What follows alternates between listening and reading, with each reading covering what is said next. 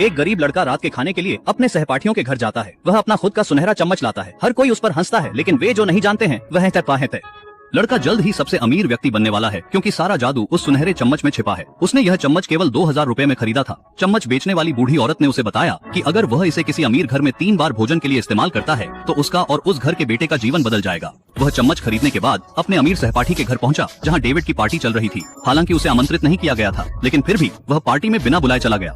यह देखकर हर कोई हैरान था कि हेनरी यह गरीब बच्चों के लिए जगह नहीं है। इस सहपाठी को पॉल कहा जाता है। वह अक्सर स्कूल में हेनरी को धमकाता है। पॉल ने एक नोट निकाला और हेनरी को दिया, यह कहते हुए कि भिखारी कभी खाली हाथ न जाए। उन्होंने दृढ़ता पूर्वक कहा कि यह हेनरी के साथ अन्याय है और उसे जाने से पहले भोजन करना चाहिए। इसलिए उन्होंने पॉल को जल्दी मना लिया। बटलर ने जल्द ही स्वादिष्ट भोजन की एक मेज तैयार की और सभी को शुद्ध सोने के चम्मच मिले, जैसे वे हेनरी को एक चम्मच देने वाले थे। पॉल ने नौकर को टोका और कहा कि गरीब लोग सोने के चम्मच के योग्य नहीं हैं। उसने सुझाव दिया कि हेनरी को डिस्पोजेबल बर्तन दे। हेनरी न तो परेशान हुआ और न ही नाराज, क्योंकि यह उसे अपना सुनहरा चम्मच इस्तेमाल करने का मौका देता था। डेविड हंसा और सभी को भोजन शुरू करने दिया। हेनरी ने अपने सुनहरे चम्मच से बड़े चाव से खाना खाया। तभी उसने पाया कि उसका चम्मच चमकने लगा। उस समय बूढ़ी औरत ने अपनी क्रिस्टल गेंद से देखा और महसूस किया कि शो डेविड के घर फिर से जारी होगा। हेनरी ने जानबूझकर खुद को स्थिति में डाला। उसे परिसंपत्ति प्रबंधन रिपोर्ट लिखने में मदद करते हुए उस रात डेविड ने अपने पिता को रिपोर्ट दिखाई। उसके पिता इसे पढ़ने के बाद बहुत संतुष्ट थे। उन्होंने कहा कि उस रात उनके बेटे में बहुत सुधार हुआ है। हेनरी ने